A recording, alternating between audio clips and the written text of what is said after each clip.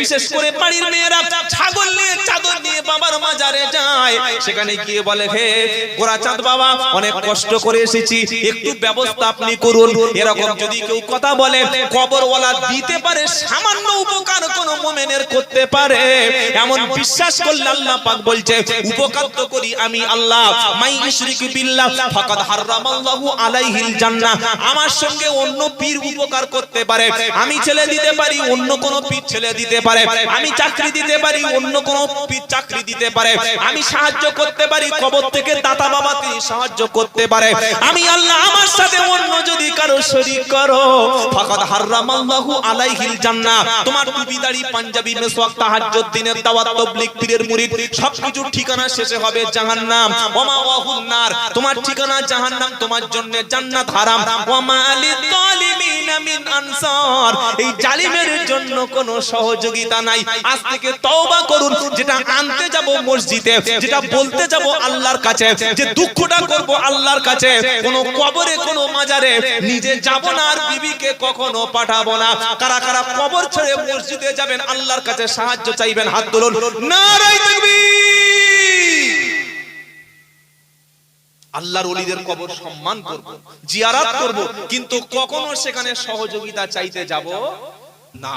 তারা ওলি পীর, তারা দ্বীনের মেহনত করেছিল বলে আমরা ইসলাম পেয়েছি, তারা কিতাব লিখেছিল বলে আমরা ঈমান হেফাজত আমাদের হয়েছে। কত কিতাব আল্লাহর ওলিরা লিখেছে জানেন? পীরেরা কত আলেম তৈরি করেছিলেন জানেন? সুবহানাল্লাহ। তাদের মেহনতের ফসল হচ্ছে আমরা মুসলমান, বলুন না সুবহানাল্লাহ। কিন্তু কখনো কবরে যাবেন না, মাজারে যাবেন না। মাজার হচ্ছে সম্পূর্ণ 100% ব্যবসা চলছে। এমনও মাজার পশ্চিম বাংলার জমিন আছে যেখানে কবর নেই। চলুন আপনি, আমি তো চাম্পাড়ি বাড়ি, আমার চাম্পাড়িতে থাকি, আমার গাড়িতে চলুন, আপনাকে 3 দিন বারাইপুরের আসমার নাম করা বিরিয়ানি খাওয়াবো, চলুন। পিয়ালির পরের স্টেশনের নাম হচ্ছে চাম্পাড়ির পরের স্টেশনের নাম হচ্ছে পিয়ালি, ঘটিয়ারির মাঝখানে ওই স্টেশন, রেল স্টেশন, ওখানে লেবে দেখবেন লেখা আছে হযরতে বদর পীর। কি বলেন? বদর পীর। আমি একদিন গেলাম, দেখি কিরকম বদর পীর জিয়ারত করি, তো গিয়ে বললাম বদর পীরের মাজারটা কই? বলছে হুজুর চলে যান, এখানে কোনো মাজার নাই, এমনি কবর নাই, শুধু এমনি এমনি চলছে। মাল্লাই উপরে খাটিয়ে দিয়েছে প্যান্ডেল। কি ব্যবসা না ব্যবসা না? কবরের উপরে যদি উঁচু মাজার করা, কবরের উপরে গম্বুজ করে পীরের সম্মান যদি করা ইসলামে জায়েজ হতো, তার যদি ওলির সম্মান বেড়ে যেত। মদিনায় শুয়ে আছে 10,000 নয় বরং 70,000 নাজাত প্রাপ্ত সাহাবা। নবী বলেছেন আল্লাহ যাদের জান্নাতের সুসংবাদ দিয়েছে, কিয়ামতের দিন জান্নাতুল বাকি থেকে 70,000 ব্যক্তি বিনা হিসাবে আল্লাহর জান্নাতে যাবে।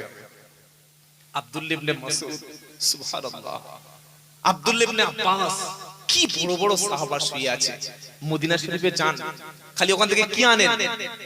খেজুর আর জমজমের পানি, সুরমা আর খুরমা, আর কিছু আনে না।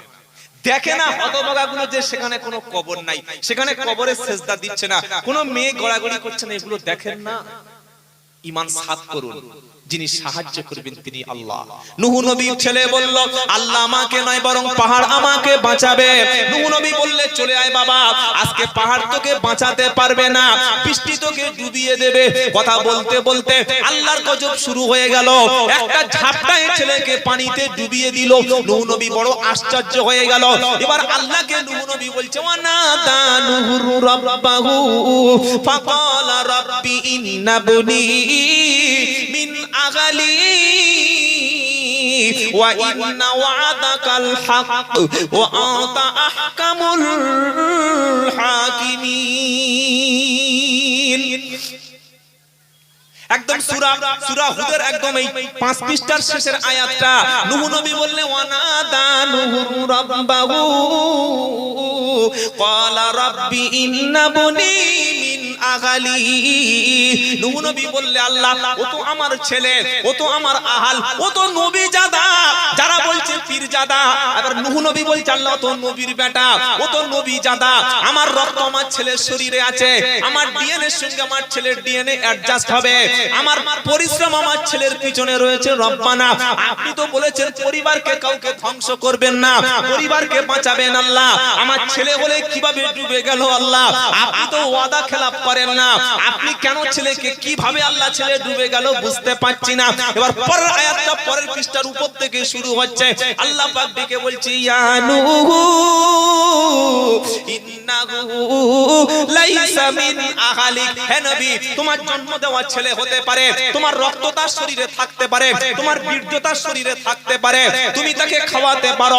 তোমার মতো সত্য নবী পেয়ে, তোমার মতো সত্য একজন দাঈ পেয়ে যে বাপকে নবী বলে মানলো না, তোমার উপরে কলেমা পড়লো না, অমন ছেলেকে কখনো যেন সন্তান বলে দাবি করবে না। কি গো, ভক্ত ভালো কিন্তু অন্ধ ভক্ত ভালো না। কি মেয়েদের ওখানে সাপ ডুবেছে নাকি?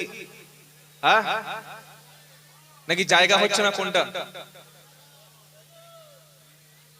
আল্লাহু আকবার। আল্লাহ মায়েদের হেফাজত করুক, বলুন আমিন। এতগুলো মেয়ে এখানে এসেছে, আল্লাহু আকবার, সুবহানাল্লাহ, আলহামদুলিল্লাহ, লা ইলাহা ইল্লাল্লাহ, তাকবীর, তাকবীর। আল্লাহ আমাদের ইসলামের জন্য কবুল করুক, বলুন আমিন। এই বাবাজিরা, সেদিন চোখে আঙ্গুল দিয়ে আল্লাহ দেখিয়ে দিয়েছে নবীর ছেলে হলেও রেহাই নাই যদি আমল না থাকে। কথা বুঝেছেন বাবাজি? নবীর ছেলে হলেও রেহাই নাই যদি তার ঈমানটা আল্লাহর উপরে না থাকে। আপনি কোন পীর সাহেবের মুরিদ নামাজ ছাড়া জান্নাতে যাবেন বলে বসে আছেন? হ্যাঁ, আপনি কোন পীরের মুরিদ হয়েছেন আপনি হারাম ছাড়তে পারলেন না, আজও পর্যন্ত গীবত ছাড়তে পারলেন না, আজও পর্যন্ত আল্লাহর ঘরে না গিয়ে আপনি বলছেন জান্নাতি? বলবেন না। পীরের কাছে যাবেন দিন শেখার জন্য, তার ঘাড়ে পা রেখে পার হওয়ার জন্য না। পীরের মজলিসে যাবেন যদি হাক্কানি পীর হয়, তার কাছে যাবেন ইসলাম শিখতে, কোরআন শিখতে, তার কাছে মাথার ফু নেওয়ার জন্য যাবেন না। আর কত শির দাঁড়া বিক্রি করবেন ভাই? পীর সাহেব বসে আছে, মাথাটা পীরের পায়ের উপরে সেজদা দিয়ে আসার সময় চুমু খেয়ে চলে আসছে। আমি মেদিনীপুরে দেখে এসেছি, ওখানে লাড্ডু পীর, সুন্নি যা যা আছে, সুন্নি ভিজে সুন্নি, ওই লাড্ডু পীর গুলো মেয়েদেরকে পাঠিয়ে দিয়েছে। আমি বললাম ভাই এটা তো ইসলামে নাই। ইসলামে যদি কারোর পা টিপে দিতে হয়, যদি কারোর পা ধরে খেদমত করে জান্নাত পাওয়া যায়, সেটা আব্বা এবং আম্মা। বলুন সুবহানাল্লাহ। বাপের পায়ে কখনো হাত দেওয়ার সুযোগ হয়নি, মায়ের পাটা কখনো মেসেজ করে দেওয়ার সুযোগ হয়নি, শীতকালে মায়ের পায়ে কখনো নতুন দুটো চামড়ার মোজা কিনে দেওয়ার ক্ষমতা হয়নি, বড় মোচা চিংড়ি কিনে মায়ের জন্য রান্না করে ছাড়িয়ে মুখে দেওয়ার ক্ষমতা হয়নি। এখান থেকে কাঁচা মাছ নিয়ে হুগলিতে চলে গেছে, কাঁচা মাছ নিয়ে মেদিনীপুরে পাঁশকুড়া চলে গেছে, বাবা এনেছি। পীরকে, আলেমকে, বক্তাকে অবশ্যই খাওয়ান, হাদিয়া দেওয়া সুন্নাত, নেওয়া সুন্নাত। কিন্তু আব্বা আম্মা কি দোষ করলো যে জন্ম দিল সে চিংড়ি পাবে না? যে তোমাকে মানুষ করলো সে তোমার কাছে দুটো ভাত পাবে না? যে তোমাকে সারা জীবন কোলের কাছে তোমার পেশাব পরিষ্কার করেছে, সেই মাটা অসুস্থ হলে তোমার কাছে চিকিৎসা পাবে না? বাপ মাকে খুশি করে তুমি জান্নাত কামনা করছো? পাবে না। আর আমরা বক্তারা কখনো সত্য কথাটা বলি না পেটের দায়ে। তিন ব্যক্তির দোয়া পৃথিবীতে সবচাইতে বেশি কবুল হয়, সালাসু দাওয়াতুন মুস্তাজাবাত লা শাক্কু ফিহিন্না। নবী বললেন তিন ব্যক্তির দোয়া কখনো বিফলে যাবে না। পিতামাতার দোয়া সন্তানের জন্য, মাজলুম দোয়া করলে আল্লাহ নেবেন, মুসাফির সফরে গিয়ে দোয়া করলে আল্লাহ কবুল করবেন। এছাড়া যত বড় পীর হোক, ওলি হোক, বুজুর্গ হোক, তার দোয়া কবুল হতে পারে, নাও হতে পারে, কিন্তু বাপ মার দোয়া যে 100% কবুল হবে নবী বলেছেন, কোনো সন্দেহ নাই। নবী যেটাকে গ্যারান্টি দিল সেই গ্যারান্টি কার্ড আমাদের হাতে নাই। আর যে দরবারে গিয়ে পায়ে ধরে পড়ে আছি সেই দরবারের কোনো গ্যারান্টি আমাদের হাতে নাই। কোনটা সঠিক আর কোনটা বেঠিক বাড়িতে ঠান্ডা মাথায় গিয়ে ভাববেন ভাই। নবীর ছেলে হলেও রেহাই নাই, নবীর স্ত্রী রেহাই নাই। দুটো নবীর স্ত্রী কাফের ছিল, এক নূহ আলাইহিস সালাম আর একটা লূত আলাইহিস সালাম। কেন কাফের ছিল? তাদের চরিত্র খারাপ ছিল না, তারা জিনা করত না, কিন্তু যারা অন্যায় করত, সমাজে পাপ করত, তাদেরকে সাপোর্ট দিয়েছিল বলে। কথা বুঝতে পেরেছেন? পাপ করা যেমন সমাজে অন্যায়, পাপের সাপোর্ট করা, তার পিছনে তাকবীর দিয়ে জিন্দাবাদ বলা, হুজুর যা বলেছে ঠিক, আমার বাবা যা বলেছে ঠিক, আমার নেতা যা বলেছে ঠিক, এটা সাপোর্ট করা তেমন অপরাধ। ضرب الله مثلا للذين كفروا امرأة نوح وامرأة لوط كانتا تحت عبدين من عبادنا صالحين فخانتاهما فلم يغنيا عنهما من الله شيئا قيل ادخلا النار مع الداخلين 28 পারা 20 পৃষ্ঠা 10 নম্বর লাইনের 8 নম্বর লাইনের 9 10 নম্বর আয়াত সূরার নাম তাহরিম। হে বিশ্বাসী ঈমানওয়ালারা, আল্লাহ পাক বলছে কাফেরদের দুটো নবীর স্ত্রী কাফের ছিল। বিশ্ববাসী সমস্ত ঈমানদাররা শুনে রাখো, এক নূহ নবীর স্ত্রী কাফের ছিল, আরেকটা লূত নবীর স্ত্রী কাফের ছিল। সারা জীবন নবীর মাথা টিপে দিয়েছে, সারা জীবন নবীর পাশে শুয়ে নবীর মনটা সন্তুষ্ট করেছে, নবীর বাচ্চা পেটে ধরেছে, নবীর অসুস্থতার সময় কেঁদেছে, নবীর হাসিতে হেসেছে, নবীর বিছানায় গিয়ে শান্তি দিয়েছে, নবী খেলে খেয়েছে। দুজন নবী ঘুমালে তবে নবীর স্ত্রী ঘুমিয়েছে, নবীকে রান্না করে দিয়েছে, পাটি পে দিয়েছে, সব করে দিয়েছে, সব ছিল নবীর জন্য। কিন্তু ঈমান আর আমলটা ছিল শয়তানের জন্য। সেজন্যই দুজন নবীর স্ত্রী মরণের পরে আল্লাহ তাদের জাহান্নামী বানিয়ে দিয়েছে। নবী তার স্ত্রীদেরকে জান্নাতি বানাতে পারে নাই, কারণ তার উপরে ঈমান আনে নাই, আমল ভালো না ছিল না বলে। লূত নবী এবং নূহ নবী তার স্ত্রীদেরকে যদি নবী হয়ে জান্নাতি না বানাতে পারে, কোন দরবার থেকে গ্যারান্টি কার্ড দিচ্ছে যে পার উপরে চুমো খেলে জান্নাত দেব? কোথায় কার্ড দিয়েছে? কোথায়? সুন্নি পীরেরা, বেদাতি পীরেরা বাঁকুড়ায় গিয়ে দেখবেন, তারা মরণের পরে বুকে ওই লিখে দিচ্ছে জান্নাতের সার্টিফিকেট। ছি ছি ছি ছি, মানুষ আর নামাজ পড়বে ভাই? জান্নাত জাহান্নামের মালিক কে? আল্লাহ। ভালো কাজ করলে জান্নাত, কোন কাজ করলে জান্নাত? ভালো কাজ। আল্লাহ বলছেন আমার যারা প্রকৃত বান্দা হবে না, আমি আল্লাহ কিয়ামতের দিন আমার বান্দাদের কোনো হিসাব করব না, শুধু কিয়ামতের দিন তুলবো আর বান্দাদেরকে আমার জান্নাতে ডেকে কাছে নিয়ে নেব। জোরে বলে। কোথায় লেখা আছে? ইয়া ইবাদি লা খাউফুন আলাইকুমুল ইয়াউম ওয়ালা আনতুম তাহজানুন আল্লাযীনা আমানু বিআয়াতিনা ওয়া কানু মুসলিমিন উদখুলুল জান্নাতা আনতুম ওয়া আজওয়াজুকুম তুহবারুন। 25 পারা 16 পৃষ্ঠা 5 নম্বর লাইনের 68 নম্বর আয়াত সূরার নাম যুকরুফ। হে গাইঘাটার মুসলমানেরা, আল্লাহ পাক বলছে তুমি যদি দুনিয়াতে আমার বান্দা হও, আমি আল্লাহ আখিরাতে আমার বান্দাকে সেদিন ডেকে কাছে নেব। যারা প্রকৃত তৃণমূল কর্মী, তারা যদি বিপদে পড়ে মমতা ব্যানার্জি নবান্ন থেকে সাহায্য পাঠাবে না? পাঠাবে না? পাঠাবে। যারা বিজেপি কর্মী, যদি তারা বিপদে পড়ে দিলীপ ঘোষ, নরেন্দ্র মোদী, আমাদের সুকান্ত মজুমদার সাহায্য পাঠাবে না? পাঠাবে না? প্রয়োজনে তাদেরকে বডিগার্ড পাঠিয়ে দেবে, বন্দুক নিয়ে দাঁড়িয়ে থাকবে, আয় শালাকে কাছে আয়। করবে না? করবে না? তো আমি যদি 5 ওয়াক্ত নামাজ পড়ি, আল্লাহর কথা অনুযায়ী যদি চলি, আমি যদি হালাল খাদ্য খাই, সত্য কথা বলি, আল্লাহ পাক বলছেন ওটা আমার বান্দা, ওর শরীরে হাত দিতে আসলে আমি আল্লাহ ডাইরেক্ট অ্যাকশন নেব। সুবহানাল্লাহ বলেন। তৃণমূল কর্মীর গায়ে হাত দিলে তৃণমূলের লোক চুপ থাকবে না, সিপিএম কর্মীর গায়ে হাত দিলে সিপিএম এর নেতারা চুপ থাকবে না, কংগ্রেস কর্মীর গায়ে হাত দিলে কংগ্রেসের নেতারা চুপ থাকবে না। আমরা দুর্বল, আমরা হলাম দুর্বল। আমরা বললাম আল্লাহ আমরা আপনার দল করি, আপনার পার্টি করি, আপনার মসজিদে যাই, আপনার কাছে ইয়াকা না'বুদু ওয়া ইয়াকা নাস্তাইন, শুধু আপনারই ইবাদত করি, আপনারই সাহায্য চাই, আপনার কোরআন পড়ি, আপনার কিতাব পড়ি, আপনার সঙ্গে 5 বার কথা বলি, রাত্রে বেলা আপনার কাছে কাঁদি, এই হাত দুটো আপনি দিয়েছেন আপনার কাছে তুলি, এই দুটো চোখ দিয়ে আপনার কিতাব পড়ি, এই আপনার দেওয়া জিভ দিয়ে আপনার জিকির করি, আপনার দেওয়া পা দিয়ে আপনার ঘরে হেঁটে যাই, আপনার দেওয়া সম্পদ দিয়ে গরিব মানুষের সহযোগিতা করি। আল্লাহ আপনি বাঁচাবেন না, আল্লাহ আপনি সাহায্য করবেন না। কোরআন বলছে ওয়াজিব ওয়াকানা হাক্কান আলাইনা নাসরুল মুমিনিন, মুমিন ব্যক্তি বিপদে মুসিবতে পড়লে আমি আল্লাহ মুমিনের উপরে সাহায্য করা ওয়াজিব। জোরে বলেন।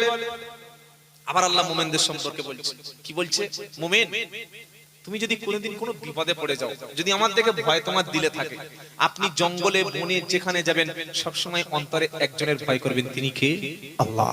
তিনি দেখছেন, তিনি শুনছেন, তিনি রেকর্ড করছেন, তার ফেরেশতারা লিখছে। এই চারটে যখন ভয় তৈরি হবে, হাতে কখনো সিগারেট উঠবে না, নারী দেখলে চোখ নিচু হবে, পৃথিবীর কোনো ব্যক্তি তার কাছ থেকে কষ্ট পাবে না, নামাজ কখনো জীবনে কাজা হবে না, মদের বোতল তখন হাত দিয়ে ধরতে পারবে না, কারণ অন্তরে কে আছে? আল্লাহ। মাইয়াত্তাকিল্লাহ ইয়াজআল লাহু মাখরাজা ওয়া ইয়ারযুকু মিন হাইসু লা ইয়াহতাসিব। কোরআন শরীফের সূরার নাম সূরা তালাক, 27 নম্বর পারার একদম পুরো 3 নম্বর আয়াতে, 28 পারা সূরা তালাকের 3 নম্বর আয়াতে আল্লাহ পাক বলছে, মুমিনেরা যদি তোমার অন্তরে আমার ভয় তোমার অন্তরে তৈরি হয়, তুমি যদি কখনো বিপদে পড়ে যাও, এমন ভাবে ফেরেশতা দিয়ে বাঁচাবো তুমি কল্পনা করতে পারবে না। আর তোমার যখন রুজির প্রয়োজন হবে, অর্থের প্রয়োজন হবে, আমি আল্লাহ আসমান থেকে রুজি তোমার কাছে পৌঁছে দেব। বললে হুজুর বিপদে পড়লে আল্লাহ পৌঁছে দেবে? নমুনা কি আছে বলুন? নবী ইউনূস আলাইহিস সালাম তিনি কলেমা দাওয়াত দিয়েছে, দেশবাসী যখন মানতে পারলো না, তিনি আল্লাহর হুকুম আসার আগেই জনগণকে ফেলে রেখে চলে যাচ্ছে, তাদের উপরে গজব ডেকে দিয়ে চলে যাচ্ছে। ইউনূস আলাইহিস সালাম যখন নদীটা পার হয়ে চলে যাচ্ছিল, নৌকার উপরে যখন উঠলো, নৌকা টলমল করতে শুরু করলো। নৌকার মাঝি তখন ক্যাপ্টেন বলল, নিশ্চয়ই এমন কোন ব্যক্তি নৌকায় আছে তার মালিককে ফাঁকি দিয়ে চলে এসেছে।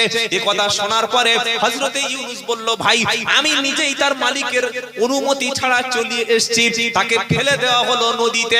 বিশাল দরিয়া যখন ফেলা হলো, একে দরিয়ার মধ্যে অন্ধকার, আরেকটা রাতের বেলা অন্ধকার, আরেকটা বড় মাছ এসে গ্রাস করে নিল, এটাও ছিল অন্ধকার। কিছু মানুষ সমাজে এখনো বলে বেড়াচ্ছে আল্লাহকে ডাইরেক্ট পাওয়া যায় না। অনেক মানুষ শুনি, কিরকম? ভাই তুই ডাইরেক্ট মমতা ব্যানার্জি পর্যন্ত পৌঁছাতে পারবি? বলছেন না।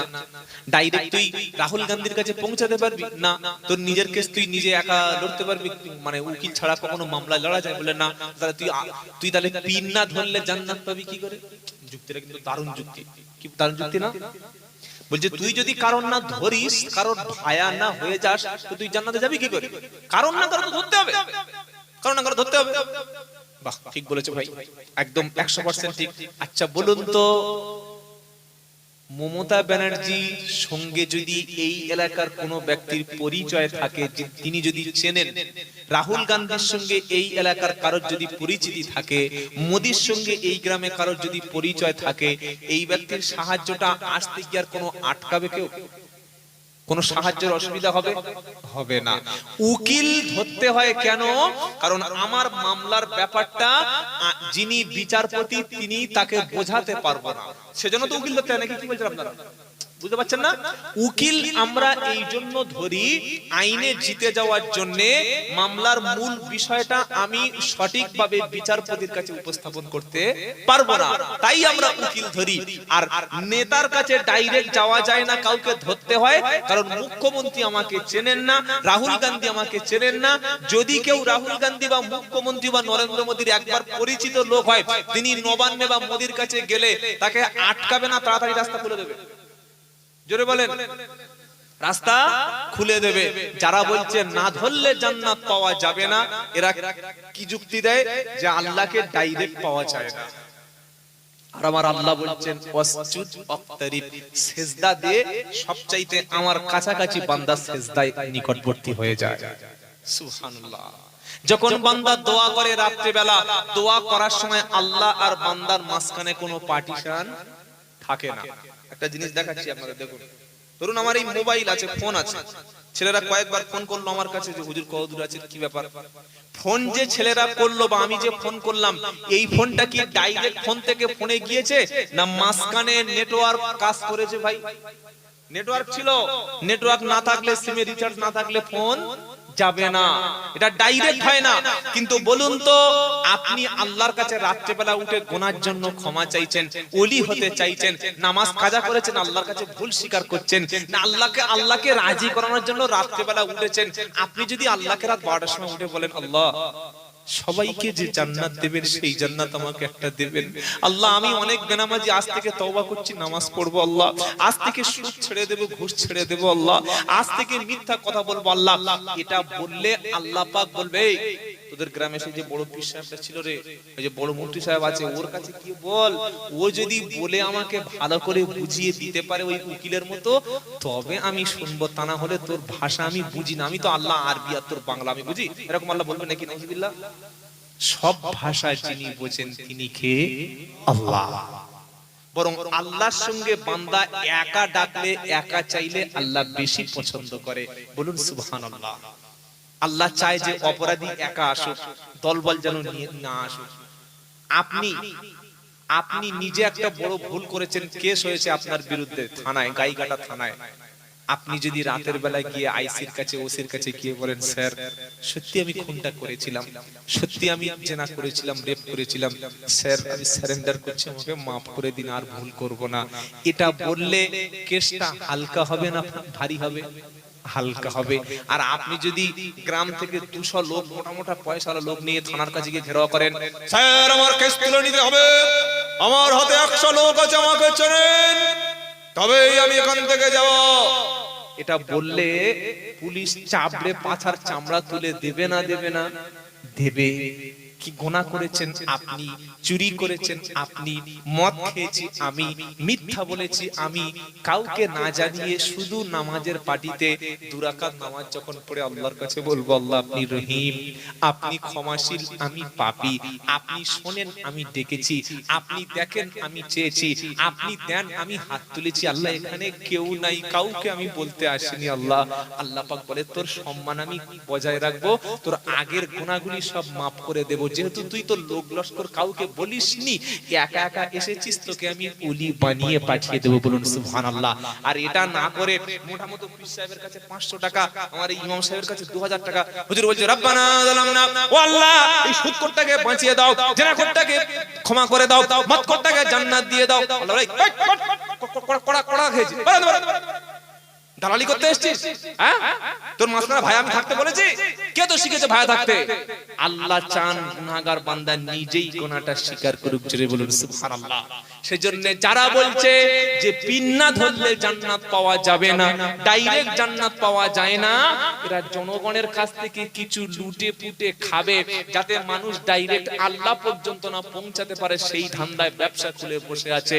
আর যারা পাড়ায় পাড়ায় বলছে ওলামারা রাত গভীর হয়ে গেলে আল্লাহর কাছে কাঁদুন, আল্লাহ রাত্রিবেলা আরশ থেকে প্রথম আসমানে নেমে এসে সাহায্য করে। জোরে বলুন সুবহানাল্লাহ।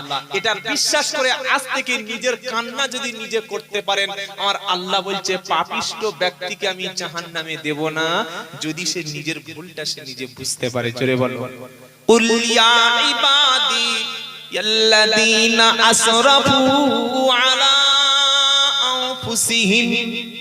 সারা জীবন খালি বক্তা কানে বলে গেছে লা তাকনাতু মির রাহমাতিল্লাহ, খালি বলার মানে লাভ হয় কেন?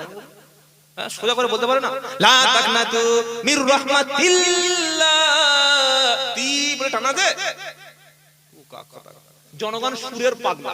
লা তাকনাতু মির রাহমাতিল্লাহ ইন্নাল্লাহা ইয়াগফিরুয যুনুবা জামিআ। ও বাবা, জলসায় বসে মদ খেয়ে একবার যদি তুমি কাঁদো, আল্লাহ গফুরুর রহিম, তারপর দিন মদ বেশি বিক্রি হবে না কম হবে? একবার কাঁদলে মাফ হয়ে যাবে না। শর্ত হচ্ছে তওবা 3টি। 24 নম্বর পারা 3 নম্বর পৃষ্ঠা 9 নম্বর লাইনের 53 নম্বর আয়াত, সূরার নাম জুমার। কুল ইয়া ইবাদি আল্লাযিনা আসরাফু, ওখানে আল্লাহ ঈমানদারদেরকে কিয়ামতের দিন জান্নাতে ডেকে নেবে। ওখানে আল্লাহ শব্দ শুনিয়েছিল, ইয়া ইবাদি লা খাউফুন আলাইকুমুল ইয়াউম, হে আমার বান্দা তোদের ভয় নাই, হে আমার বান্দা তোদের চিন্তা নাই। আর এখানে গুনাহগারদের আল্লাহ বলছে, কুল ইয়া ইবাদি, হে আমার বান্দা, সুদ খেয়েছিস, জুয়া খেলেছিস, মদ খেয়েছিস, নারী নির্যাতন করেছিস, নামাজ কাজা করেছিস, আল্লাযিনা আসরাফু আলা আনফুসিহিম, নিজের নফসকে, নিজের প্রবৃত্তিকে, নিজের দেহটাকে, নিজের কলবকে পুড়িয়ে ধ্বংস করে দিয়েছিস, জীবনটা বেকার করে দিয়েছিস। আমি আল্লাহ আমার বান্দাকে শুনিয়েছিলাম, তাকনাতু মির রাহমাতিল্লাহ, আমার বান্দা যারা হবে, আমার দলের মধ্যে যারা থাকবে, যারা মাঝে মাঝে মসজিদে আসবে, কোরআন ওয়ালাদের সাথে মিশবে, ওলামাদের মজলিসে বসবে, চোখের পানিটা ফেলবে, দুটো একটা ভুল যদি হয়ে যায়, খবরদার আমার দয়া হতে কখনো যেন নিরাশ হয়ে যাবি না। পাইকারি জান্নাত দিয়ে গেছে, লা তাকনাতু মির রাহমাতিল্লাহ, কোনো ভয় নাই বাবা, সব মাফ হয়ে যাবে। সুদ করার সুদ আরো বেশি বিক্রি হবে, সুদ আরো বেশি লোক খাবে। প্রথমে প্রমাণ করতে হবে আপনি আল্লাহর বান্দা। প্রথমে কি প্রমাণ করতে হবে? আপনি আল্লাহর বান্দা। বান্দা হওয়ার জন্য আবার দুটো কোয়ালিটি লাগে, সুবহানাল্লাহ বলে। কি কি কোয়ালিটি? তো লা খাউফুন আলাইকুমুল ইয়াউম, এই বান্দাকে আল্লাহ বলবে তোর কিয়ামতের দিন ভয় নাই, কোনো চিন্তা নাই। সারা জীবন শুনেছেন ওলিদের ভয় নাই, ওলিদের চিন্তা নাই, আর আল্লাহ বলছে বান্দারও কোনো ভয় নাই, সুবহানাল্লাহ। বান্দা কারা?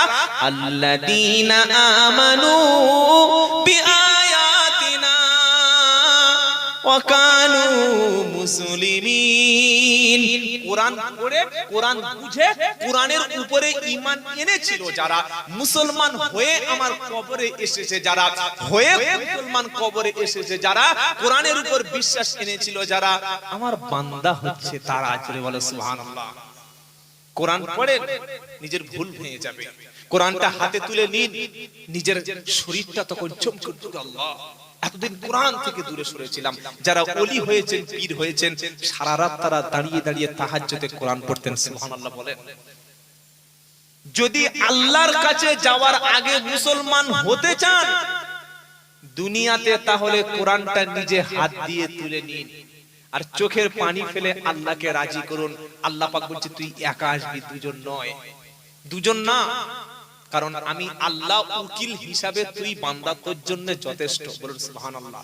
এর পরেও যদি কেউ বলে না ডাইরেক্ট চাওয়া যায় না, বুঝতে হবে তিনি সমাজে ধোঁকা দিচ্ছেন। আল্লাহ বলছে উকিল হিসাবে আমি যথেষ্ট। আল্লাহ তাত্তাখিদু, এই আয়াতগুলো যদি কোরআনে না থাকতো না, এদের ব্যবসা সারা জীবন চালিয়ে যেত। কি বুঝলেন? আল্লাহ তাত্তাখিদু মিন দুনি ওয়াকিলা ওয়া কাফা, এটা আবার অন্য জায়গায়, ওয়া কাফা বিল্লাহি ওয়াকিলা। আল্লাহ বলছে ওকিল, অভিভাবক হিসাবে আমি আল্লাহ ছাড়া কাউকে গ্রহণ করো না। আর আমি আল্লাহ কি তোমাদের উকিল হিসাবে যথেষ্ট নই? সুবহানাল্লাহ বলেন। অনেকে ভাববেন তাহলে মনে হচ্ছে লোকটা পীর বিরোধী। নো, আমি বলেছি আল্লাহর ওলিদের কাছে গিয়ে দ্বীন শিখবেন, ইসলাম শিখবেন। নিজের ভুলটা তাদের কাছে গেলে তারা কোরআন সুন্নাহর মাপকাঠি দেবে, সংশোধন করবেন। এজন্য ওলির কাছে যাবেন, কিছু পাওয়ার আশায় নয়, বরং ইসলাহ করার উদ্দেশ্য।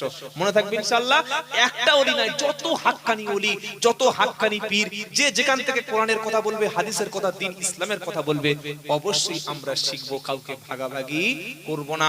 আমার দলটা জান্নাত, বাদ বাকি সব গোমরাহি, এই কথাটা জীবনে বলবেন না।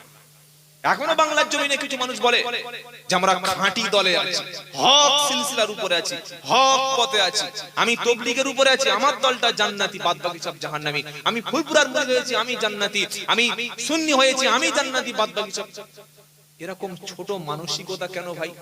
যদি আপনি তাবলীগ জামাতের লোক হন, ফুরফুরার মুরিদ যদি দু চারটে জান্নাতে যায়, তো আল্লাহ আপনার জায়গা ছোট করে দেবে নাকি? হ্যাঁ, আপনি যদি ফুরফুরার মতাদর্শের লোক হন, তাবলীগ জামাতের দুটো লোক যদি গুনাহগার হয়ে কোরআন শিখে এসে যদি ওলি হয়ে কবরে যায়, আল্লাহ জান্নাতটা কেড়ে সবার ভাগ করে দেবে নাকি? না। আপনার মনের মধ্যে হিংসা আছে। হিংসা হচ্ছে শয়তানের তৈরি করা অস্ত্র। নামাজি মদ খাবে না, শয়তান জানে। নামাজি জেনা করবে না, শয়তান জানে। নামাজি জুয়া খেলবে না, শয়তান জানে। কিন্তু নামাজি যে হিংসা শয়তান তাকে করিয়ে জাহান্নামী বানাবে, এটাও শয়তান খুব ভালো করে জানে। কথা বুঝেছেন? সেজন্য এমন কিছু ভাইরাস আমাদের মনে ঢুকিয়ে দেবে, এই হিংসা কর, একার দলটা ঠিক, তোর দলের তকবীরদের পিছনে বাদ বাকি সব জাহান্নামী বলে দে। না, বলবেন না। আমরা সকলে কলেমার ভাই, বলুন সুবহানাল্লাহ। আল্লাহ পাক বলছে আমি আল্লাহ উকিল, আমি আল্লাহ তোদের জন্য যথেষ্ট, আমি শুনি, তোরা দোয়া কর, আমি আল্লাহ শুনবো। সুবহানাল্লাহ বলেন। এবার একজন উঠে বলছে হুজুর খালি আপনি এতক্ষণ ধরে উল্টোপাল্টা বলে যাচ্ছেন, আমি রাত্রিবেলা উঠে আল্লাহর কাছে দোয়া চাইবো, আল্লাহ শুনবে? ওয়া ইদা সাআলাকা ইবাদি আন্নি ফাইন্নী করিব উজিবু দাওয়াতাদ দাঈ ইযা দাআনি ফালইস্তাজিবুলি ওয়াল ইউমিনু বি লাআল্লাহুম ইয়ারশুদুন। দ্বিতীয় পারা 8 পৃষ্ঠা 4 নম্বর লাইনের 186 নম্বর আয়াত সূরা বাকারা। ওয়া ইদা সাআলাকা ইবাদি আন্নি ফাইন্নী করিব, এই আয়াতটা থাকার পরে কেন 500 টাকা দিয়ে দোয়া করার লোক দেখেন? এই আয়াতটা কোরআনে থাকার পরে কেন বক্তার পকেটে 2000 টাকা দিয়ে বাপের কবরের কাছে নিয়ে যান? এই আয়াতটা কোরআনে থাকার পরে কেন ভাড়াটে মৌলবি দিয়ে দোয়া করান? আল্লাহ বলছে ওয়াইদা, যখন সাআলাকা ইবাদি, আমার বান্দা আপনার কাছে প্রশ্ন করে, আন্নি ফাইন্নী করিব, আমি আল্লাহ বান্দার কত কাছে, ডাকলে কি আমি আল্লাহ সাড়া দেব? নাকি মাঝখানে ভায়া বসাতে হবে, মাঝখানে একটা আলেমকে ধরতে হবে, তিনি চেয়ে দিলে তবে আল্লাহ দেবে, আমি চাইলে দেব না, আল্লাহ আমার চেনে না? আল্লাহ বলছে নবী এমনটি জানো না, আমার বান্দার কাছে আপনি বলে দিন আন্নি ফাইন্নী করিব, আমি আল্লাহ আমার বান্দার সবচাইতে নিকটবর্তী, উজিবু দাওয়াতাদ দাঈ ইযা দাআনি ফালইস্তাজিবুলি, বান্দা যখন আমাকে ডাকবে, আমার কাছে চাইবে, আমি আল্লাহ তার ডাকে সাড়া দিয়ে থাকি যদি সে আমাকে ডাকে। জোরে বলো সুবহানাল্লাহ। আল্লাহ তোমার ডাকতে পারি না, আল্লাহ তোমার ডাকতে পারি না, ডাকার মতো ডাকলে আল্লাহ কেমনে শোনে না।